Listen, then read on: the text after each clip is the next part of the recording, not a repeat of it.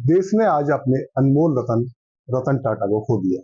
आज हमारे बीच में प्रमुख उद्योगपति और सादगी की मिसाल रतन टाटा जी नहीं रहे।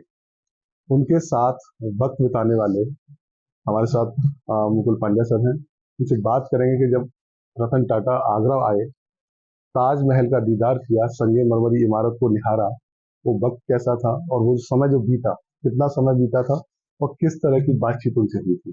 सर, रतन टाटा जी अब हमारे बीच नहीं है।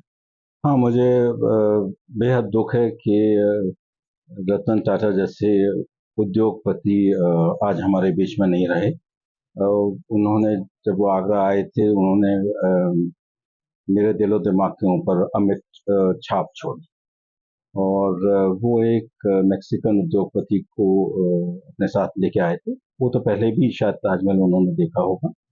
और करीब उन्होंने 60 मिनट ताजमहल की विजिट में बिताए। और अपने मित्र को, जो मैक्सिकन उद्योगपति थे, उसको ताजमहल के बारे में पहले से ही बता रखा था। और मेरे सामने उन्होंने अपने मैक्सिकन उद्योगपति से पूछा, क्यों, आपको कैसा लगा? तो उन्होंने ये कहा कि it surpasses all what you had narrated to me about the Taj Mahal. तो वो खुद तो मोहित थे ही ताजमहल से, पर वो उनके जो मित्र थे वो भी मंत्रमुग्ध थे ताजमहल। तो जब रतन टाटा जी जब आगरा आए, ताजमहल का दीदार किया, उनके साथ और भी गेस्ट साथ में थे, आपने उनको ताजमहल विजिट कराई, पूरा ताजमहल घुमाया, ताजमहल की बारीकियां उनको बताई होंगी। तो किस तरह की उत्सुकता थी उनके मन में और उनके साथ आए हुए गेस्ट के मन में कि ताजमहल के बारे में क्या क्या जानकारी हम लें, किस तरह की बारीकियों को जाने। मेरी समझ से उन्होंने जो ताजमहल की जो बारीकियों की जो जानकारी थी, वो अपने जो मैक्सिकन उद्योगपति जिनके साथ वो आए थे उनको पहले से ही शायद बताई होगी। पर उन्होंने पूरी रुचि के साथ सब बारीकियों के बारे में ताजमहल की सुना। और मुझे ऐसा लगता है कि उन्होंने मुझसे एक प्रश्न किया था कि आपको कैसा लगता है कि इसका संरक्षण कार्य कैसा चल रहा है? तो मैंने उनको उत्तर दिया था कि इसका संरक्षण कार्य ठीक ठाक चल रहा है। पर मुझे ये लगा कि उनको थोड़ा-सा अफ़सोस था, क्योंकि ताजमहल कंज़र्वेशन कोलैबोरेटिव उन्होंने एक एमओयू एएसआई के साथ, आर्कियोलॉजिकल सर्वे ऑफ इंडिया के साथ उन्होंने साइन किया था। और कई करोड़ रुपए का वो प्रोजेक्ट था, जिसमें कि वो एक बढ़िया सेंटर ताजमहल की ईस्ट गेट पर और ताजमहल के वेस्ट गेट पर बनाना चाहते थे। और वो उसमें कई करोड़ रुपए खर्च भी हो चुके थे, पर वो दुर्भाग्यवश वो आगे नहीं चल पाए। इस मुझे ऐसा लगता है कि उनको उस बात का अफसोस था। उनके साथ एक बेरी साहब आए थे, जो कि ये सब काम उनका देखते थे, जो फिलंथ्रोपी का जो काम जो होता है, उसके बारे में उनसे भी पूछा तो उन्होंने कहा कि अभी it is not going to continue. तो इस बात का उन्हें अफसोस।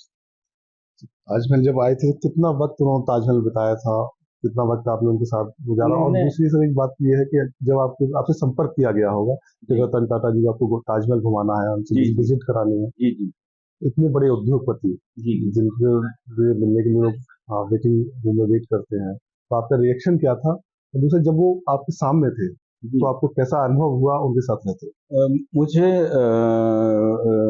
मुझे बड़ी खुशी हुई कि कई हेड्स ऑफ स्टेट्स को और कई किंग्स और क्वींस को पहले घुमा चुका था ताजमहल। पर मुझे बड़ी खुशी हुई कि वो मैं रतन टाटा जी को घुमा रहा हूँ।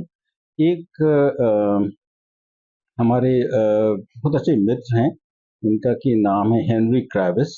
तो वो एक बार मैं उनको लेके मुंबई गया था, तो उन्होंने मुझसे ये कहा था कि मैं उनको रतन टाटा जी से मिलने जा रहा हूँ, तो क्या आप भी चलेंगे? तो मैंने कहा कि I am not invited, so I would not like to गो।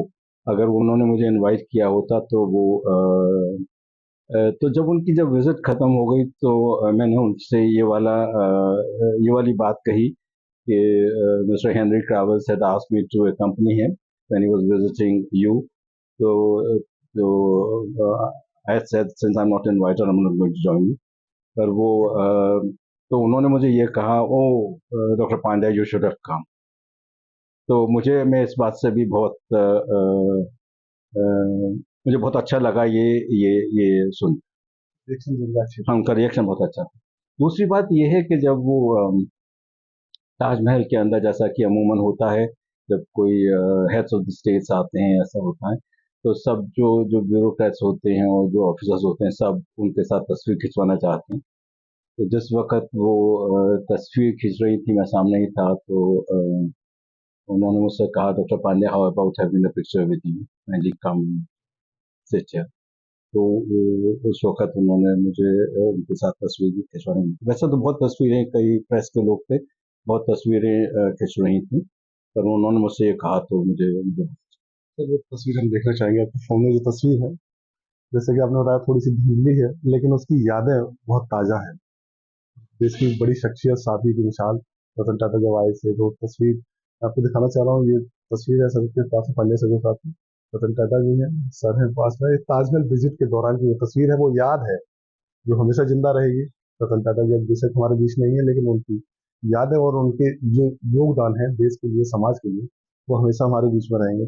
तो एक सवाल ये भी है कि इतनी बड़ी शख्सियत, देश के प्रमुख उद्योगपति में से एक, दुनिया भर में विख्यात है, उनका जो सादगी वाला जो अ, रहती है, बेहद सादा जीवन तो मैं ये कहूँगा कि मुझे जब वो हमारे साथ चल रहे थे या कोई प्रश्न पूछ रहे थे, तो उसमें बिल्कुल ऐसा नहीं लग रहा था कि उनमें कोई उनको ऐसा लगे कि वो देश के इतने बड़े उद्योगपति हैं। ऐसा लग रहा था बिल्कुल वो साधारण मनुष्य हैं, आपके और मेरे। सर, एक आखिरी सवाल ये है कि देश ने अपना कोहिनूर हीरा खो दिया है, क्या कहना चाहिए? देखिए, ये तो जीवन है, पर वो जो उनको देश हमेशा याद रखेगा, और ऐसा उद्योगपति जिसने कि देश के लिए और समाज के लिए इतना काम किया, ऐसा उद्योगपति देश को मिलना बेहद मुश्किल। बेहद मुश्किल है ऐसा उद्योगपति देश को मिलना, जिसकी ख्याति दुनिया भर में विख्यात थी। समाज के लिए, देश के लिए, अपने योगदान के लिए रतन टाटा हमेशा समाज के दिलों में, देश के दिलों में झलकते रहेंगे। आज उनके निधन पर उनकी लाइफ की ओर से उन्हें श्रद्धांजलि अर्पित करते हैं, और साथ ही जो उनके योगदान और सादगी की जो मिसाल देश और दुनिया में कायम है, वो हमेशा जिंदा रहेगी। लक्ष्मी समय की लाइफ।